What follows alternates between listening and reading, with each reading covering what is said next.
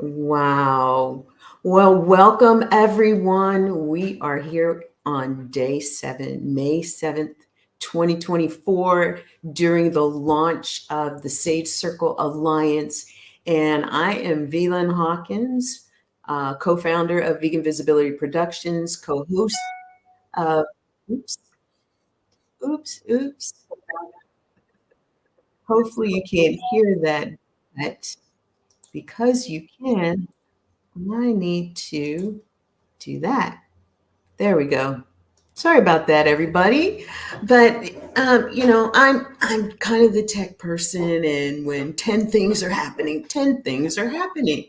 So let's get back to the point here. And the point is that we are in this membership drive, the launch of the Sage Circle Alliance, and we want you to know more because we are extending an open invitation for membership to the Alliance. And we'll talk a little bit about that even more. But today we're focusing on the conversation of collaboration and problem solving that leads to solutions.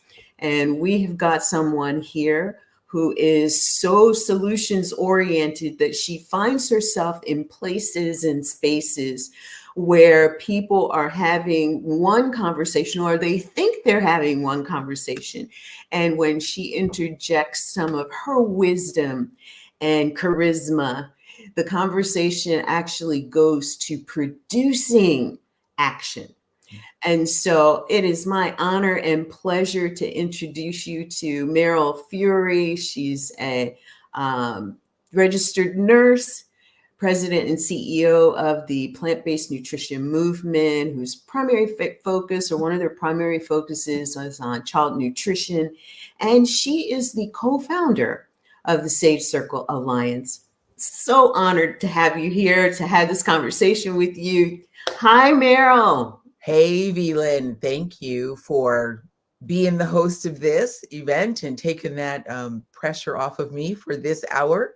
And yeah, I'm happy to be Absolutely. here with you and have these conversations. Absolutely. So I'm really thrilled because I get to be the one to pick your brain today. To This should be really, fun. I'm looking yeah, forward to it. really, really. I always enjoy hearing when you're sharing about the perspectives that a lot of people just aren't even aware of, much less having the conversation about. And I know that you have a passion for child nutrition and just this whole plant based space as a whole. So, get us started by telling us how it all originated. What's your background? How did you get introduced to the plant life? And what got you here? Wow, so that is a long story. And if I tell that whole story, we'll be here days. So I'll give you the abbreviated version. So I started my own plant-based journey when I was 15. And that had to do with my mom being an educator. She was a gym teacher. And she was very focused on making sure that my brother and I ate healthy food all the time. She was very rigorous and very careful about how we were educated and how we were fed, right? She did all the cooking basically, even though, so I'm gonna date myself here. I was born in 1960, okay? So that was right when a lot of the like TV dinner things and processed food things and convenience food things started to come out. And of course, we were kids that watched TV and we saw those things and we would say, Mom, let's try SpaghettiOs. Mom, let's try TV dinners. Mom, let's try, right? And she would indulge us once or twice, but the flavors were not good, right? So anyway, I got to be 15 years old and she was focused on our nutrition. She cooked from scratch all the time. Also at that time, the price of beef went up abruptly, really hard, really sharp and really high. And my mother was the one responsible for the groceries and the prepping, cooking of the food. So it really upset her. She didn't want to have to deal with that kind of high price. How was, and her big question every day, multiple times a day in a sort of a rant complaint kind of fashion was, how am I going to feed you kids 3 square meals a day? How am I going to keep meat on the table 3 times a day? I can't afford it. Our budget doesn't, I don't have that built in the budget for the price of beef, which also was going up, but it also dragged pork up. It, all of the animal products went up at the same time, because that's what happens in an economy like the American economy. So, like I said, she was pretty upset about it, and she talked about it a lot, right? Like, to the point of where it was upsetting me that she was so upset. So I got together with a girlfriend of mine, and we decided that we would stop eating meat for the sake of our mother's sanity. We would just make it easy on them. That did not work for my mother, however. That did not make her happy or more comfortable. It did not save her from ranting. Instead, she switched to ranting and worrying about how much, how I was going to grow up big, to be big and strong, and how was I going to be healthy, and how was I going to, if I didn't eat meat. But after a little while, I didn't give in, even though she kept trying to put meat on my plate. I didn't give in. And she stopped trying after a while. My hard-headed 15-year-old self outlasted her, is basically what happened. Fast forward through life, and I wound up being a nurse. That was not my first choice of career. What I really wanted to be was a doctor of natural medicine. But I think maturity-wise, I couldn't get there. I couldn't figure out how to do it. And it was based on really my own level of self-confidence and maturity at that time. I went into nursing instead, which was sort of easier in my mind, but really nursing school is not easy. And the whole thing of being a nurse is not easy, but that's the path I took. And just wound up in public health and being active, doing home visits and working in clinics and things like that, and really observing how the population of people that I was helping, who were basically lower socioeconomic, Black and brown people, a lot of them undocumented alien or undocumented people who came across the border from Mexico or in Central America, how they suffered after they got here. Their diets would change, their children's diets would change, and suddenly they would be developing diabetes and high blood pressure and things like that. And that has altered my path in life totally, watching that, just knowing, from my own experience, that not eating animal products has worked very well for me. I'm now 63. I don't have any of those chronic illnesses. I have no chronic illnesses. And to watch my patient population, like, oh my gosh, 70% of them or so get diagnosed with some kind of chronic illness that could have been prevented. It was very painful, So anyway, fast forward again, and I put in my 30 years as a nurse. Thank you very much. And that was tough to be around and be with, when you believe that there's another way that people could be managing their health.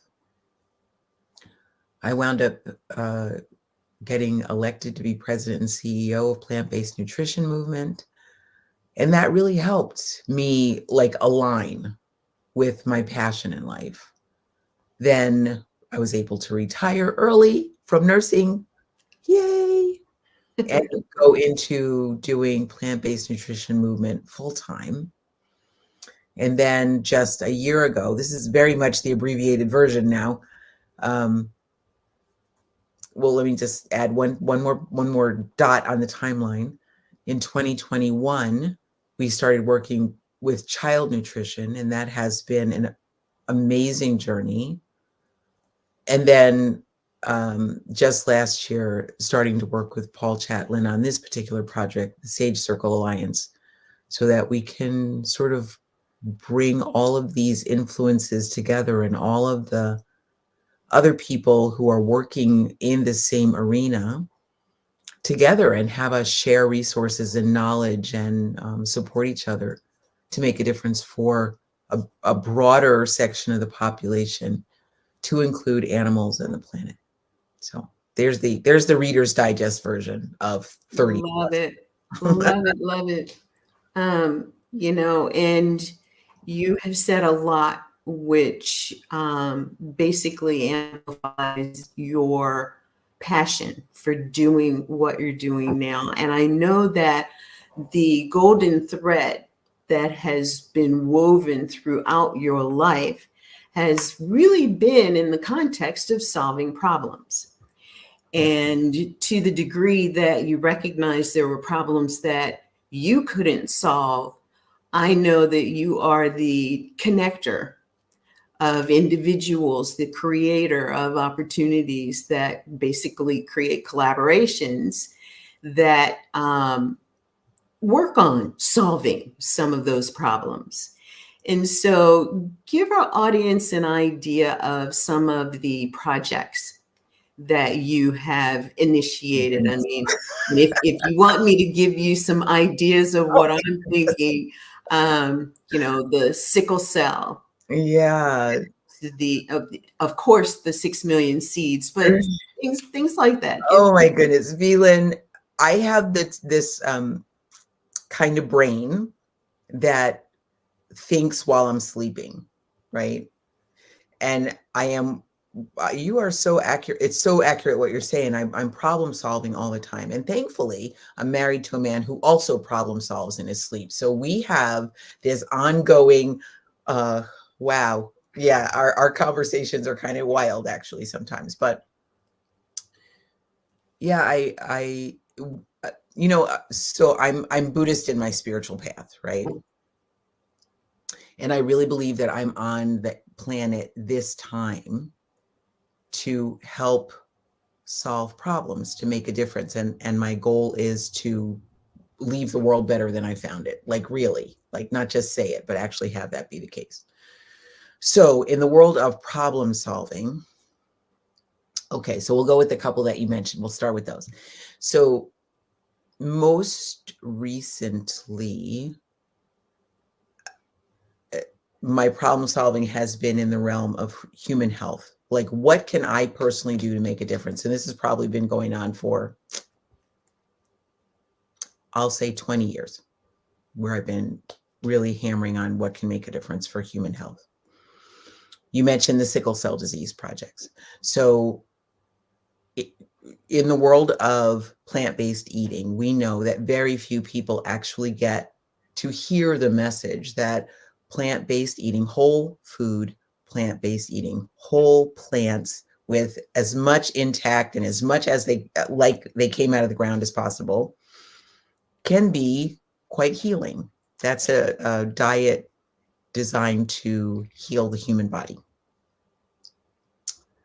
We also know that a lot of people don't get that message, and a lot of the people who don't get that message are our lower socioeconomic status people. They very often don't hear that, or they don't have access to the foods that they can use to implement that kind of lifestyle, that kind of diet.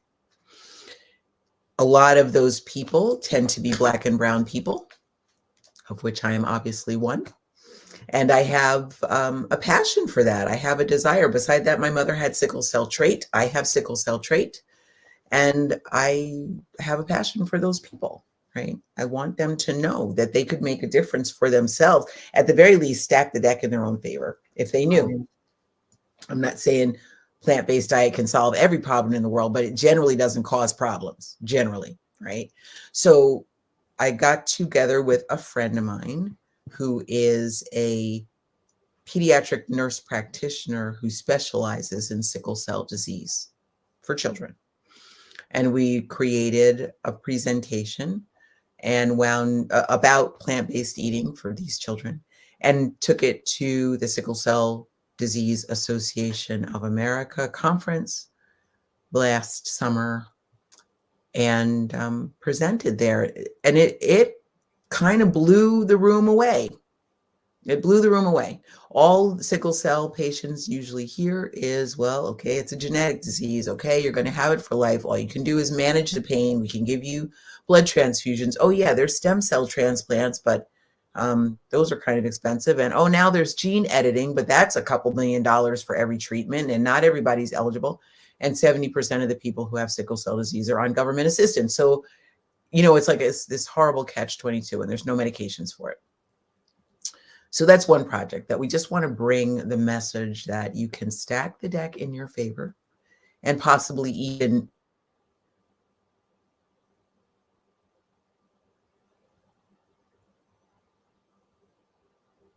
issues that happen with sickle cell disease just by managing diet. Start with that, so that's one project.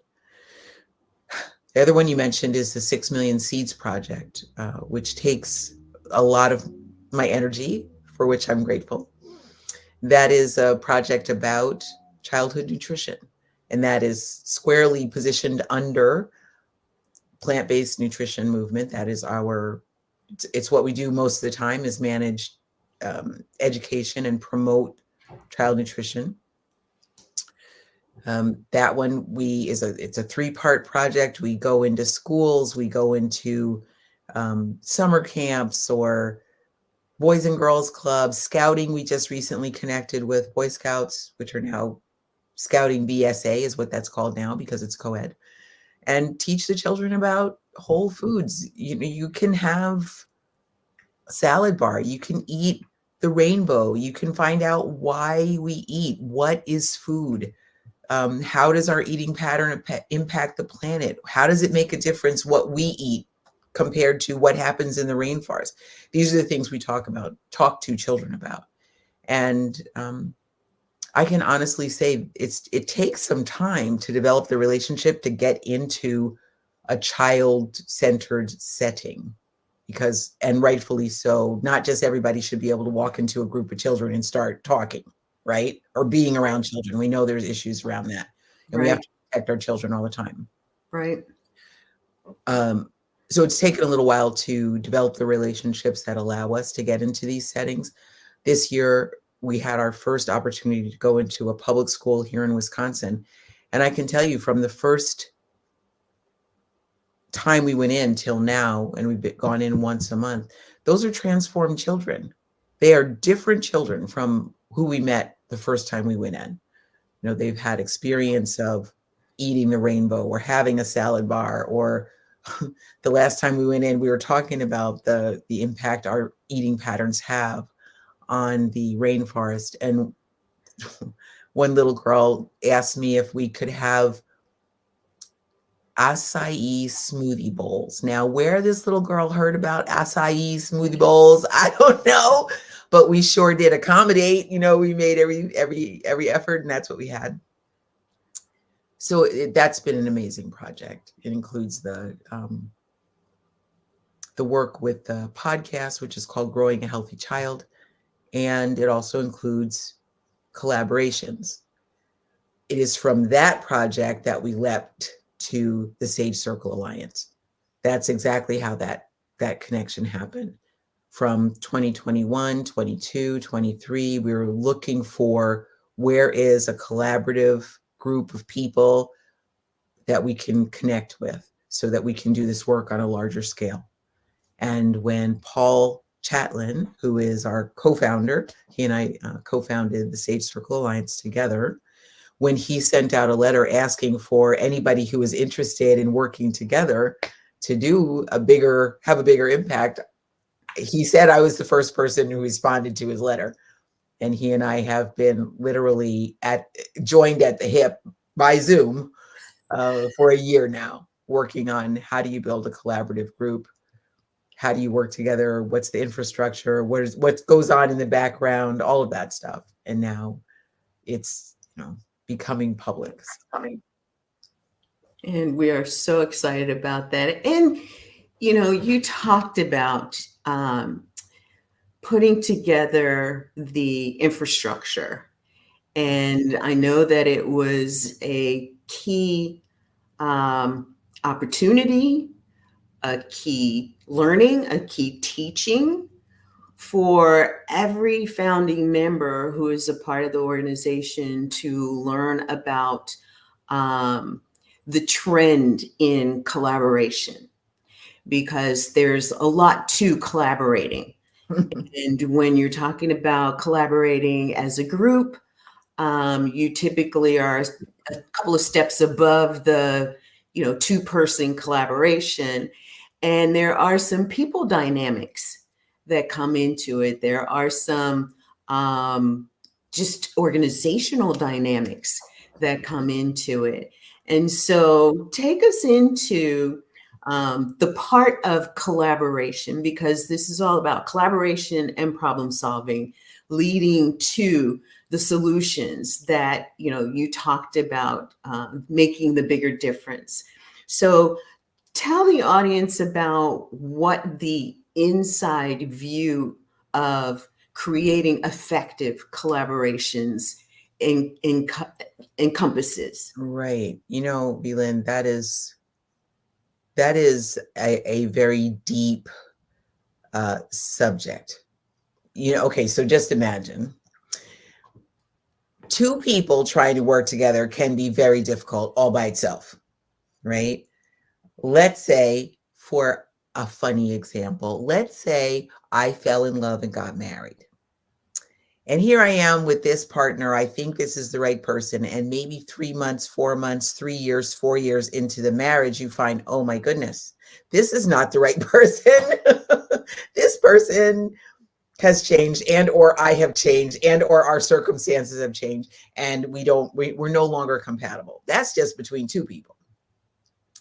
If you multiply that by 6 or 7 or 10 or 15, that's the kind of dynamic that can occur in a collaboration. There are, there's people involved. People are not easy to work with. That's the hardest challenge, right? People are, we all have our baggage and our own history and our own filters and our own blinders. And, so that is the challenge, really, is working with people. The beauty of it, though, is finding ways to work with those people, because everybody has something to contribute. Everybody's got something of value to offer. Everybody has their strengths. And that's what we're there to sort of, I'm going to say, mine the strengths that people have. One thing that we have done in the Sage Circle Alliance is Paul and I had this idea from early on, and then one of our founding members gave it a name. Paul and I believe that we're all equals in this. I don't know any more than anybody else. I may have my certain area of expertise, but across the board, we're all equal, right? Just because I'm the co-founder doesn't mean that I have any more power over anything than anybody else. So between the two of us, we were kind of trying to figure out how do we create this so that everybody has a say and everybody has input and everybody feels empowered to make contributions. And then one of our founding members, who's named Carol Whitaker, gave it a name, and she called it Radical Interdependence, I believe. And that is actually a YouTube video that you can look up, right, on Radical Interdependence. It is very much applicable to how Paul and I see the organization, the governance of the organization being laid out. So that's what we go with. Everybody has a voice. Everybody's encouraged to contribute. Everybody's encouraged to make suggestions and say yeah buts and how abouts and I don't knows and I got ideas and everything else. And we run with that. That is the gold. That's what we're mining is that. So that's part of the infrastructure that we're creating. The other part is we're all of us are problem solvers, I believe, in this group. Some of us are more vocal than others, but we all want to see the world become a healthier, better, stronger, more peaceful, more unified place, right? And we all are whole food, plant-based, primarily healthy eaters. And we have a commitment to that being a way that we can manifest a healthier, more peaceful planet, right? So we're committed to human health. All of us, 100% committed to human health, animal compassion, and the planet being livable for the next few thousand years at least, right? So that's what we focus on, and we are actually working on problem solving for that. And the way we problem solve is we use um, oh, I'm drawing a blank. Design thinking, there it is, to come up with innovative solutions to these problems that have plagued us for a long time, generations, however long this plant-based movement has been trying to make a difference. So we use brainstorming a lot and come up with building on each other's ideas, and we're constantly working to figure out a better way to solve problems that have just been plaguing the planet for a long time. I love how you explain that. That was just beautifully done.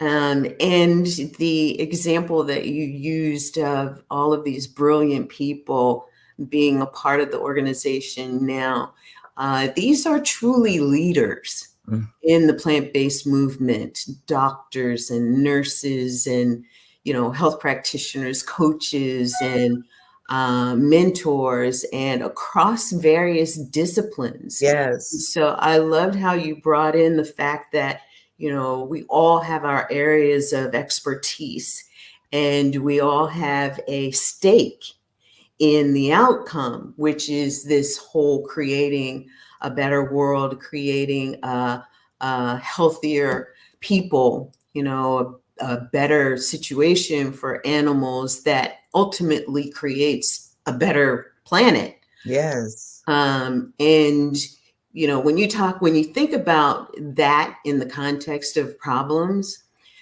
those are some huge problems to pay attention to, and it requires the number of people that have the ideas, that see from the various vantage points their own particular contribution. Yeah. And it's interesting too, because we're inviting people into the charter membership.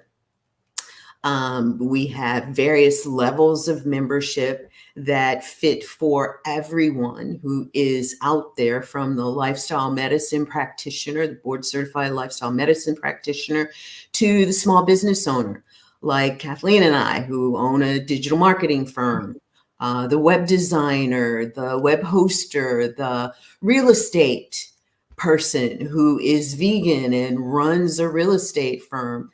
We have been fortunate to design a framework for the members that will really do the thing that I love to talk about, which is visibility, that creates the opportunities that lead to this bigger impact. Because to create solutions for these problems can be done around a table. Implementing them, however, goes outside of that. And so, we're looking for those who have the ideas, as well as those who are ready to step into the giant circle of doers and actually create what we can to be on the other side of the solution, which is seeing it happen. Yeah. And we all know that it may not happen in our own time. So we're also very cognizant of, and I love this piece too, how the child perspective comes into this, because we want to grow healthy children, because they are the ones that will grow up and over the years, hopefully, look at Sage Circle Alliance and its mission and passion and purpose and decide, oh, there's someplace I want to play and contribute, and be able to receive the baton as the older generation begins to take their journey other places. That's right. That's right. And so, as we think about legacy, I'm curious to know, I mean, I think you've kind of said it without saying it, but what do you consider your personal legacy that you are living to lead? Wow. Elin, where'd you get these questions, girl? Thank you. Wow. You know, that's a really good one, and thank you for asking that. So, you know, I always have to warn the interviewer. This is an area and a topic that touches me so deeply. It's not unusual for me to get teary-eyed about it. Okay. We say children are our future. And yes, that is true. But they are also our right now. They are our present. And the way that we are managing our children right now is putting them at risk, serious risk. So much so that we have ever increasing rates of diabetes, high blood pressure, heart disease, cancers, overweight, anxiety, oppositional defiance disorder, ADHD, autism. The list could go on a long time. It has a lot to do with what's going on in the environment, and it has a lot to do with how we feed them. If I could leave anything when I slough off this mortal coil, as we say, right? When I leave this body behind, if there could be one thing, it would be that our children are healthier than they were, that we can document lower rates of diabetes, high blood pressure, heart disease, cancers, all of those issues. Because those issues, like I said, children are right now. They're not our future. They're our right now. And if your child or any child that you're around has any of those illnesses, they impact the present in the family right now. Those illnesses can overwhelm a family, right? And devastate the child. Leave the child totally like, I'm not good. I'm broken. There's something wrong with me. And then what happens when somebody grows up thinking that, right? Then you have an issue in your future because the child thinks there's something very wrong with them. They've been raised to believe there's something wrong with them. They have a diagnosis, they've got a label, they're in the special classroom, they're getting the special thing, you know, all this stuff. It is problematic. So, and beyond problematic, talk about existential issues. To me, this is an existential issue when you are not managing your children in a way that promotes their health and their safety and uplifts them in life. This is a problem. So, legacy, leave our children healthier than they are right now. I was at a conference a couple weeks ago for the Association of Nutrition and Dietetics here in Wisconsin. Fascinating to me. And I realize, you know, this is something I just have to sit with a little longer, I think. But in the world of nutrition and dietetics, certain in health in general, certain phrases come in and out of vogue. They come in and out of use, right? We used to say overweight, obese, morbid obese, right? These were This was the scale of categories of weight and overweight according to BMI, right? Body mass index. And yeah, so at this conference, they are no longer using those terms. Those terms have gone out of vogue. Now, what they're saying is people in larger bodies, children in larger bodies. So the way that lands for me, and I'm like I said, I'm willing to sit with it a little while longer and have it kind of settle on me. But when we start talking in terms that dissociate the person, like the spirit of the person from their body, or the intellect of the person from their body, we're doing something very curious. You know, that's say the least. Yeah, that's very curious. So there's a child trapped in a larger body. Does that mean that child or that person has no, or has a limited limited ability to make a difference with that? Does that mean they don't? It is just the most curious thing.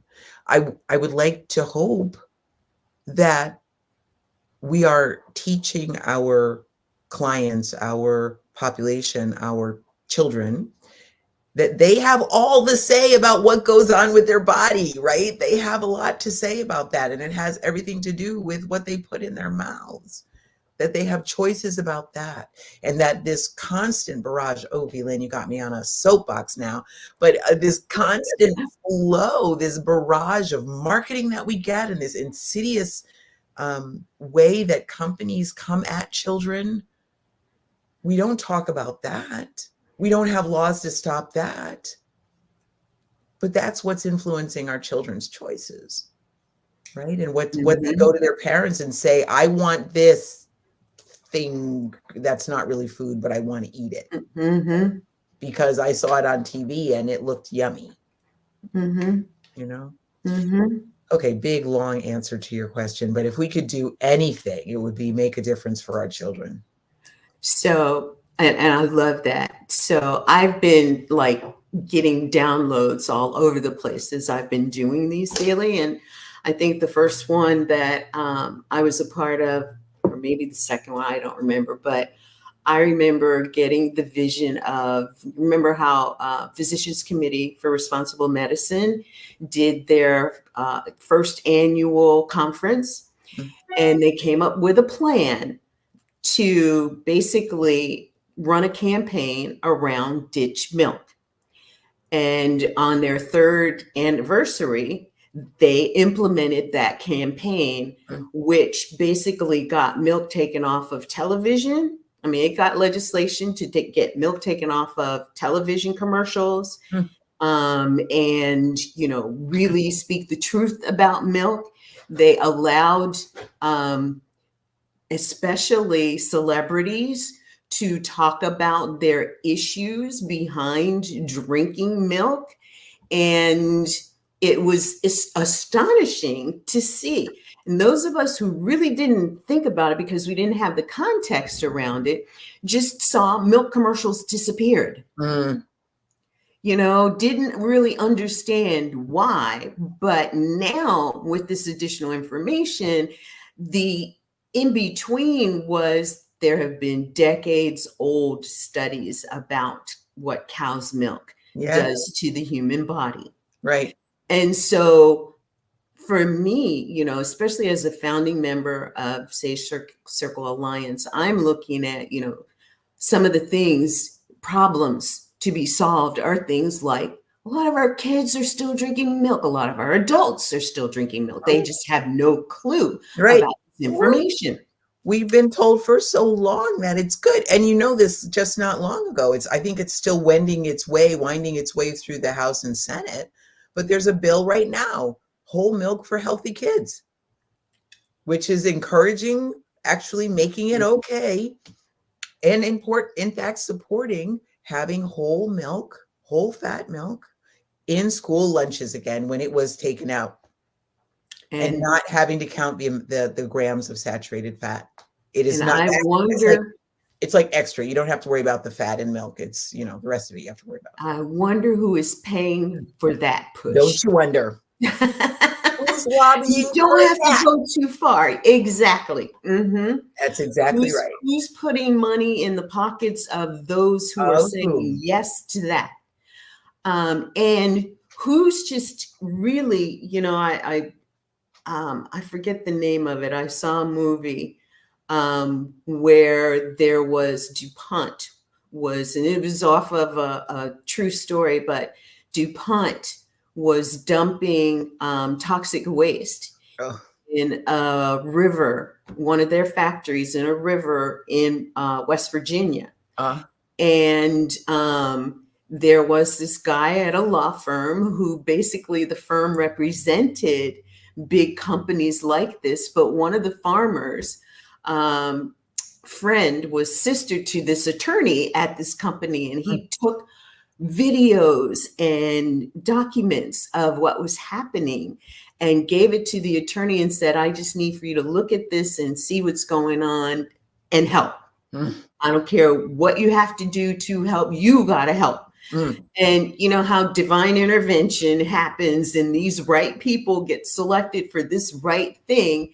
And it's really, I have to find the name of the movie. It was really a good movie. But he was just one of the partners in the firm and was able to present this same information to the owner of the firm, who was like, you know what, we really have to do something. I cannot not do something knowing this information. And we're at the same place, coming together to amplify our voices, to let people know the shades that have been pulled down. You know, the Emerald City Yes, is yes, the really man on behind the curtain. fire. Let's get Right, out of it. right. It's so true, so true. You You know, know, there's that that is just disgusting. That's a horrible story. It really is.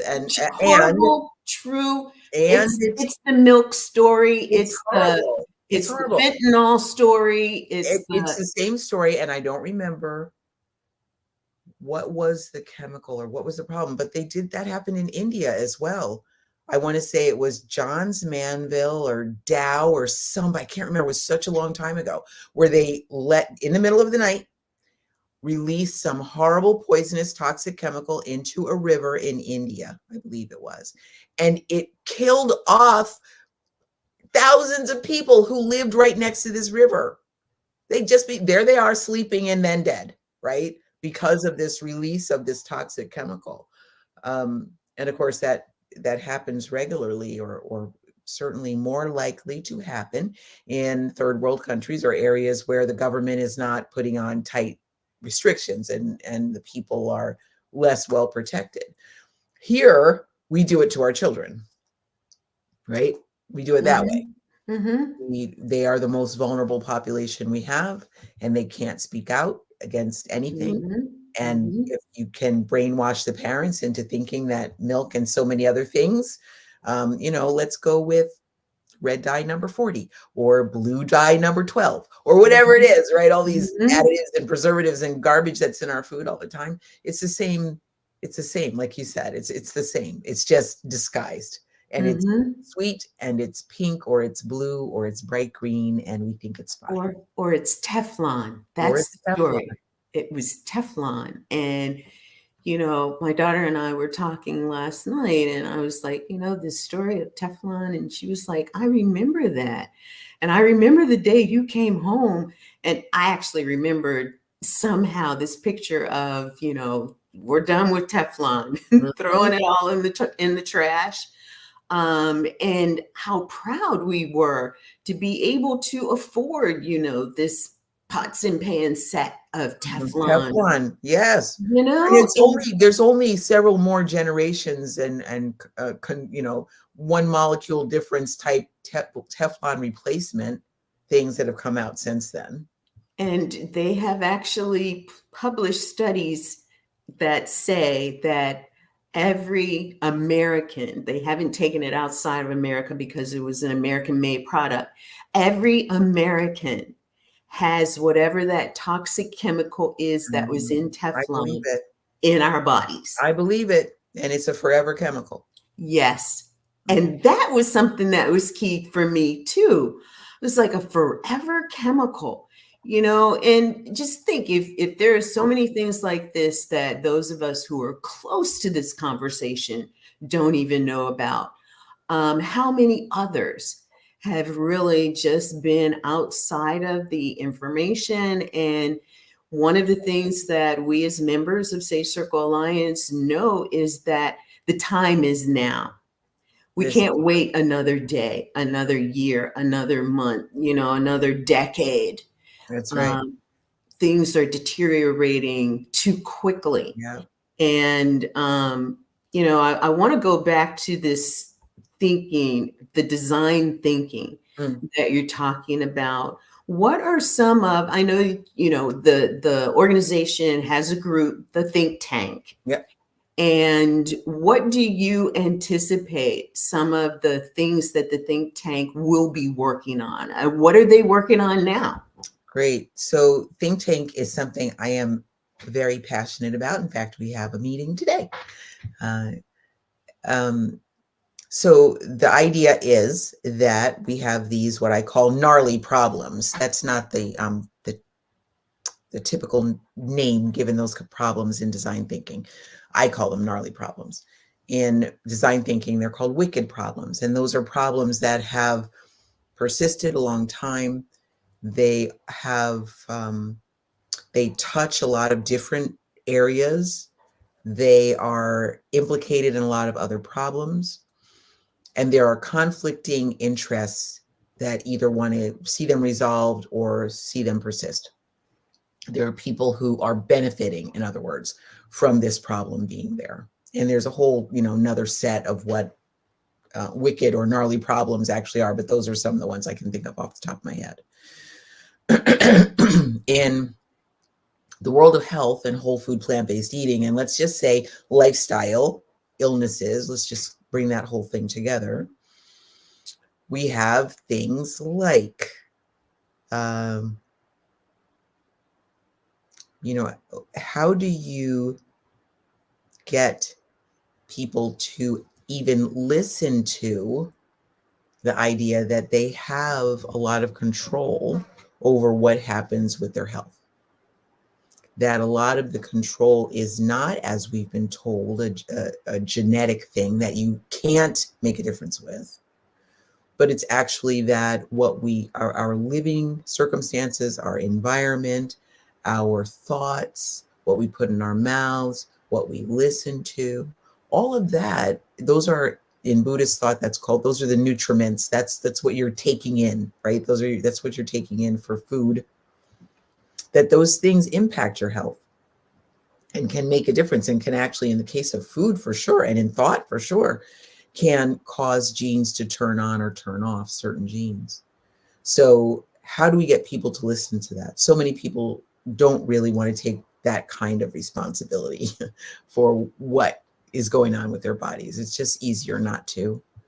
So we're working on those kind of problems right now. Our one of our largest problems that we're working on is, I don't want to call it a problem, it's just something that's persisted, is that people who are health coaches have challenges finding clients.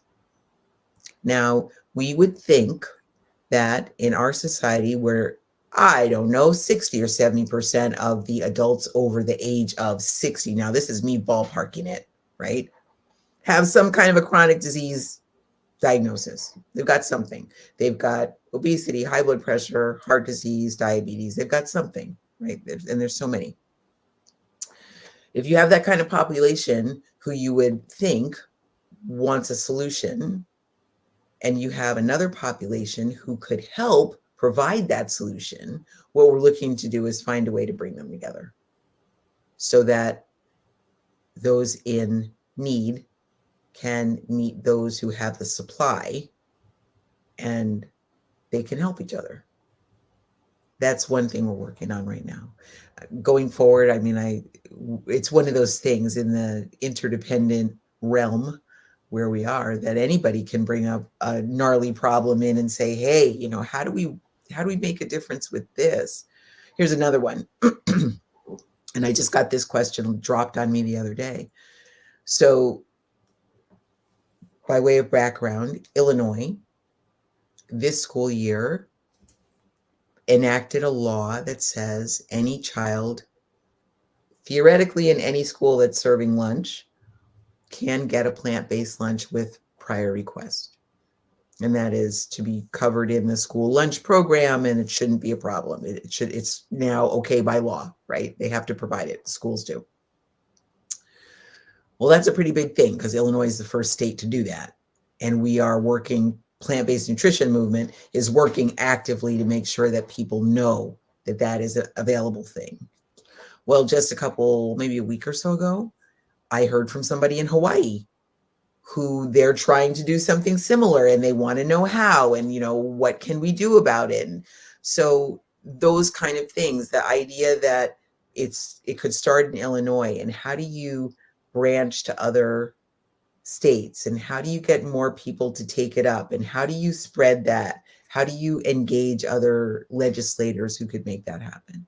So those are, I mean, that's what I imagine is our one of the next big pushes for the think tank, is spreading the message. That's always the question. How do you get the message out, and how do you get people to take it up? I agree. I agree. I know that one of the things that we are actively pursuing as well for the Sage Circle Alliance is sponsorship. Mm. And we all know what a little bit of money can do to back the movement of a message that can create an impact that is exponential in its positive outcomes. And so, I'm speaking to those of you who are out there who are looking for an organization to support, knowing the good work that they are doing, knowing the avenues that they are pursuing in making a difference. Consider the Safe Circle Alliance. We have ways to contribute to become a sponsor and to get rewarded for taking that position to support the organization and to support some of the things that we know are already on the table that need not only the members, the charter members that we're inviting to add 2 numbers of the founding members. We're going to be opening membership up to SAGE members who are everyone else. Mm-hmm. So it's kind of like, now is the time for you as a medical professional, as a health and wellness expert, as an alternative medicine practitioner, or a passionate advocate in this plant-based living and animal welfare and environmental sustainability space. Join us. Join us in this mission, this purposeful passion, this purpose-driven opportunity to help lift everyone. Because the other thing that we know too is, like Meryl was talking about, if coaches believe that there is a problem that they're unable to get people to work with, it's one of 2 reasons. One, nobody knows they're out there, so they need more visibility. Or 2, the people that need to know them don't know that they're there, so they need things opened up for them. They need doors opened for them to be able to find them, and then the 2 will meet, right? Right. And so it takes the momentum in growth that we're anticipating within the organization that will bring us to the point of those things happening. Because what we have is 2 types of memberships. We've got the membership that are members of the hub, right? These are the professionals that I'm talking about, the health and wellness experts, the influencers, the alternative medicine and holistic practitioners, whether you're a chiropractor or an acupuncturist, or the person that uses vegan products for skincare and body care.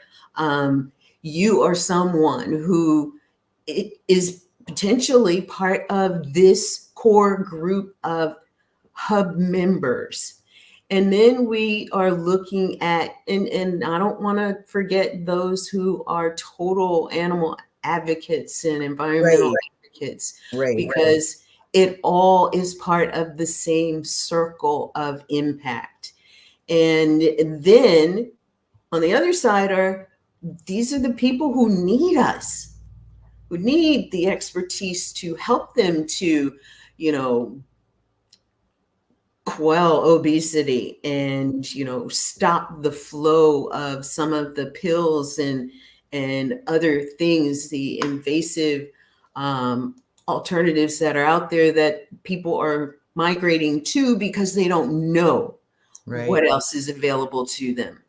And so that type of membership will be open soon for the consumer members to find who's in our hub who can potentially help you. But in the meantime, if you know someone who is in this space, who the Sage Circle Alliance might be a good fit for, please share our Right. information. And we're looking for, just like Velan said, entrepreneurs who are dedicated to truly, it's a whole food, plant-based, plant-powered. That's where we are. That's where we see the, can I say the biggest bang for the healthcare buck is if you can start that type of an eating pattern. It just fuels everything else, and it is certainly aligned with lifestyle medicine, the pillars of lifestyle medicine. So we're looking for entrepreneurs in that space, as well as thought leaders and change makers. That's what this is for.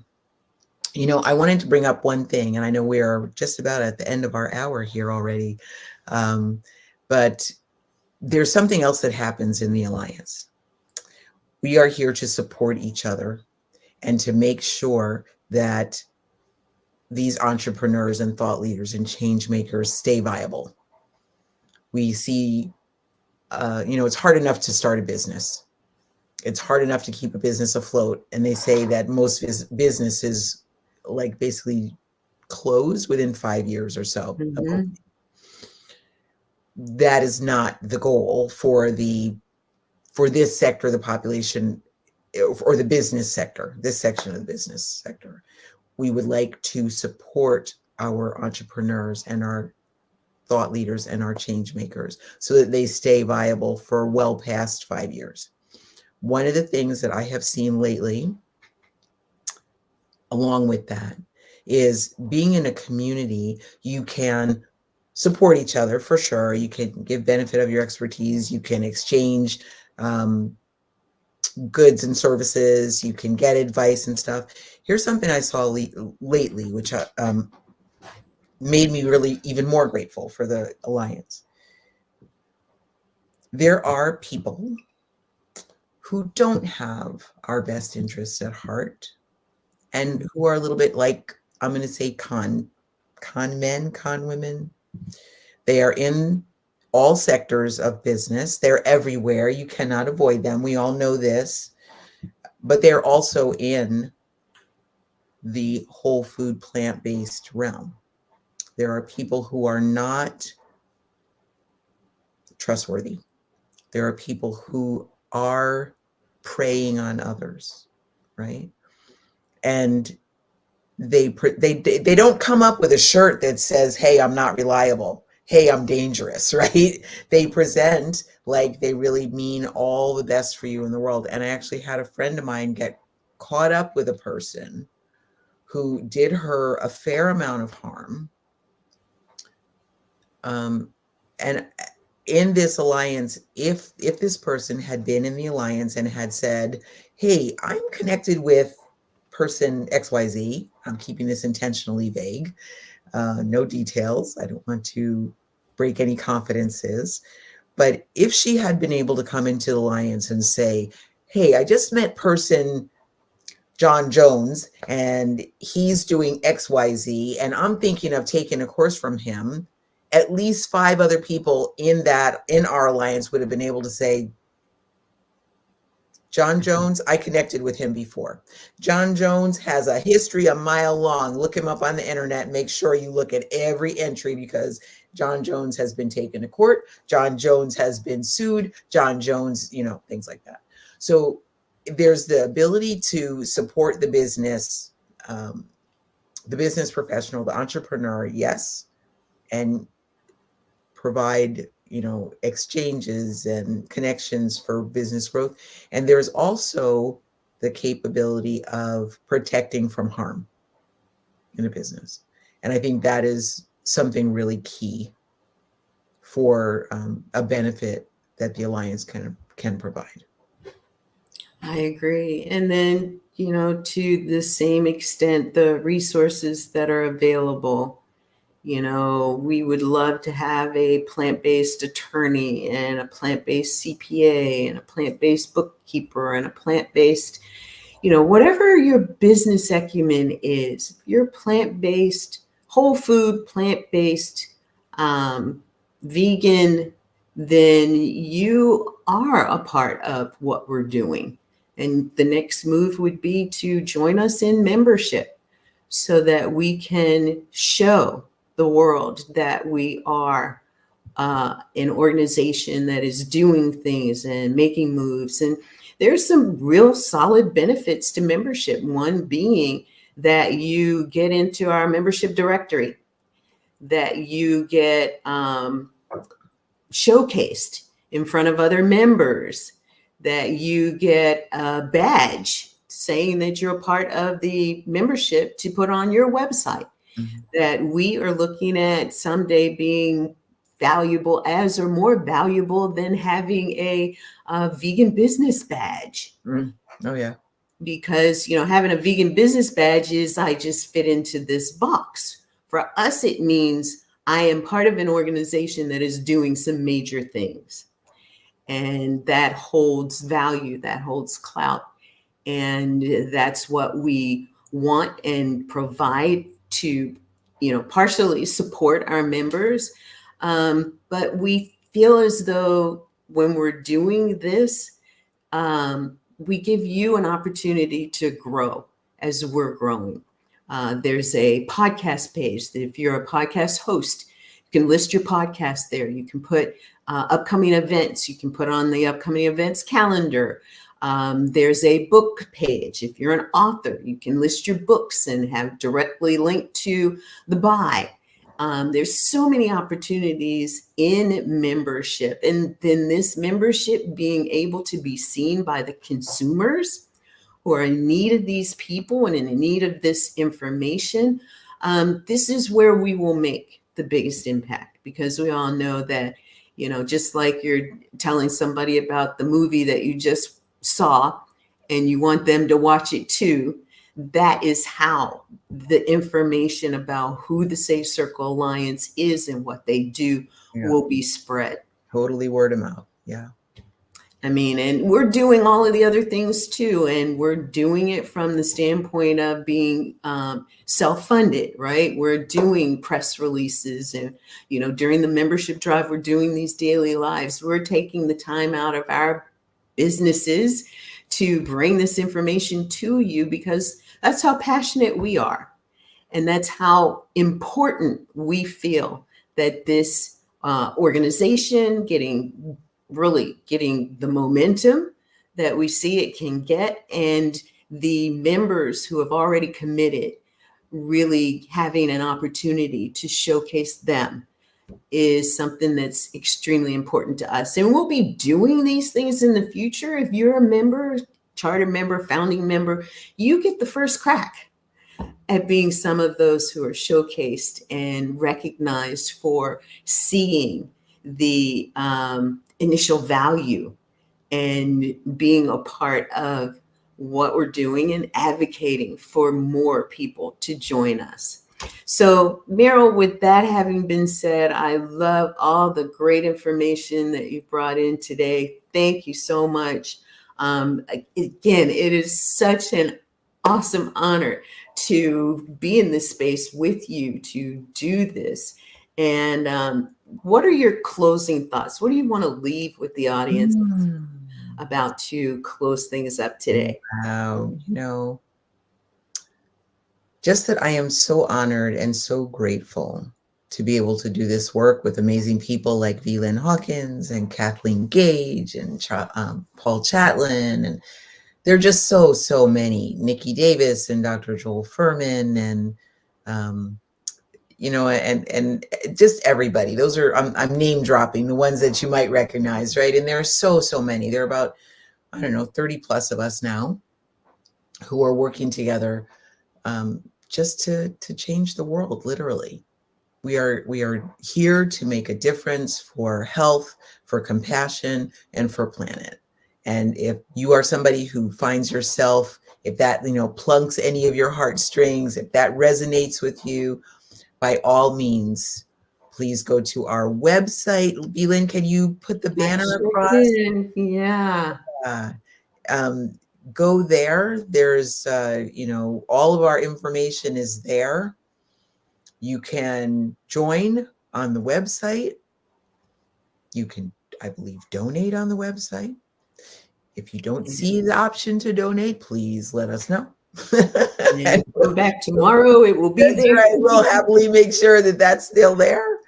Um, I'm just so honored to be able to do this work. So thank you to our viewers and our listeners and our members, our collaborators. Thank you for making this all possible. And more to come, bigger and better as we go forward. Uh, One thing I can say is we're a courageous group. We're ready to do it. We're not here to play. We're here to play, but we're not playing around. There you go. There you go. I like that. That's right. We're here to make a So difference. I love it. I love it. So definitely find us at sagecirclealliance.org. That's sagecirclealliance.org, and tool around the website. See who's there. Find the members, and if you know somebody that would be a good fit, and you sign up and let them and tell them and let them see you on there, and then maybe they'll sign up as well. But we know that that's typically how this is going to happen. And we're even going to have all of the charter members will be getting a gift upon signing up. And we will be saying more about that in the days to come. So join us. We're doing this every day between 1 and 2 p.m. Eastern. So you can find us live on our Facebook page at Sage Circle Alliance, and you can join us there or here on YouTube at Sage Circle Alliance, and you can drop us a comment in, let us know you're watching, and just help us spread the word. Help us spread the word. So we're going to wrap it up with that. Thanks again, everybody, for joining us today. It has been an amazing conversation, Meryl. Thank you. Thank you. Thank you. And we will see everyone tomorrow. All right. Bye for now. Bye.